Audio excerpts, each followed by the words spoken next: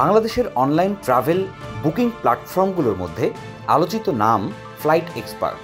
সহজে, দ্রুত ও তুলনামূলক কম দামে ফ্লাইটের টিকিট বুকিংয়ের সুযোগ দিয়ে প্ল্যাটফর্মটি দ্রুতই জনপ্রিয় হয়ে ওঠে। ফ্লাইট এক্সপার্টের ব্যবস্থাপনা পরিচালক সালমান ও তার বাবা মক্কা গ্রুপের চেয়ারম্যান এম এ রশিদ সম্রাট গ্রাহকের 5 থেকে 6 হাজার কোটি টাকা আত্মসাৎ করে বিদেশ পালিয়েছেন বলে ধারণা করা হচ্ছে। আদালতে এমনটাই জানিয়েছেন গ্রেপ্তার হওয়া প্রতিষ্ঠানটির কর্মচারীরা।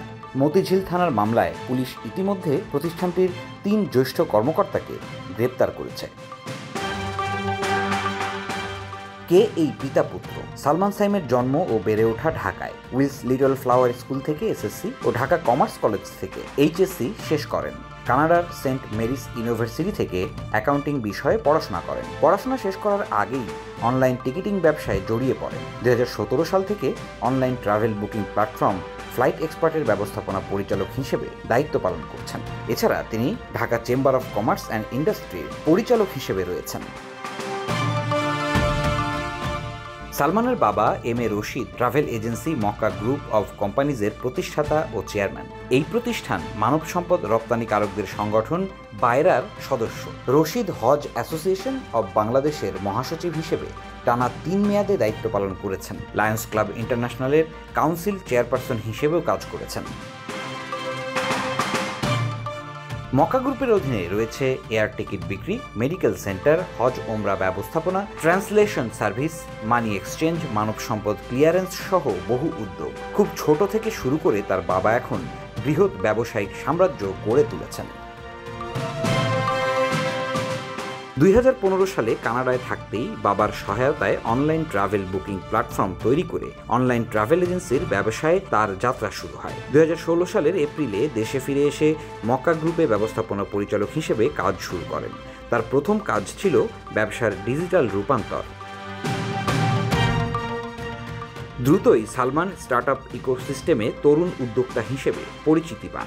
নিয়মিত বিভিন্ন সেমিনার, বিজনেস কনফারেন্স ও টেক ইভেন্টে বক্তা হিসেবে অংশ নিতেন। তার উদ্যোগকে বিভিন্ন আন্তর্জাতিক মিডিয়া কভার করেছিল। তবে 2024 সালের শেষ দিক থেকে প্রতিষ্ঠানটি সংকটে পড়ে। বিভিন্ন টিকিট এজেন্সি ও গ্রাহক অভিযোগ করতে থাকে বুকিং করার পরেও টিকিট আসছে না, টাকা ফেরতও মিলছে না। চলতি বছরের জুলাই মাসে পরিস্থিতি চরমে ওঠে।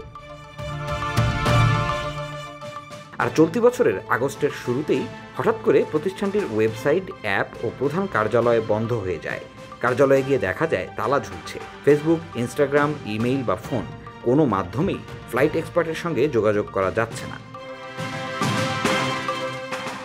প্রতিষ্ঠানের অভ্যন্তরীণ ফেসবুক গ্রুপে একটি পোস্ট দিয়ে সালমান লেখেন, তার 2 সহকর্মী তাকে ঠকিয়েছেন এবং তিনি অপবাদ ও হুমকির মুখে দেশ ছাড়ছেন। তিনি দাবি করেন এটি একটি সাজানো চক্রান্ত। হোয়াটসঅ্যাপে সাংবাদিকদের সঙ্গে যোগাযোগে তিনি বলেন, আমি প্রতারণা করিনি, আমার উপর বিশ্বাসঘাতকতা হয়েছে। আমি আত্মরক্ষার জন্যই গা ঢাকা দিয়েছি, পালাইনি। তবে এই দাবির বিপরীতে ইতিমধ্যে মামলায় অভিযোগ করা হয়েছে অগ্রিম নেওয়া টাকায় টিকিট না কেটে অন্য খাতে ব্যয় করা হয়েছে। এমনকি টিকিট বুকিং না করেই ভুয়া পিএনআর দেওয়া হতো, যা ধরা পড়েছে। বিশ্লেষকেরা বলছেন ফ্লাইট এক্সপার্টের মডেলটা অনেকটা পিরামিড স্টাইলের ছিল। নতুন টাকার উপর নির্ভর করে পুরনো গ্রাহকের বুকিং পূরণ করা হতো। কিছু কর্মী বলছেন এটি পরিকল্পিত প্রতারণা ছিল না, বরং আর্থিক ব্যবস্থাপনার দুর্বলতা ও অতিরিক্ত উচ্চাভিলাষের ফল। News desk, Dhaka express.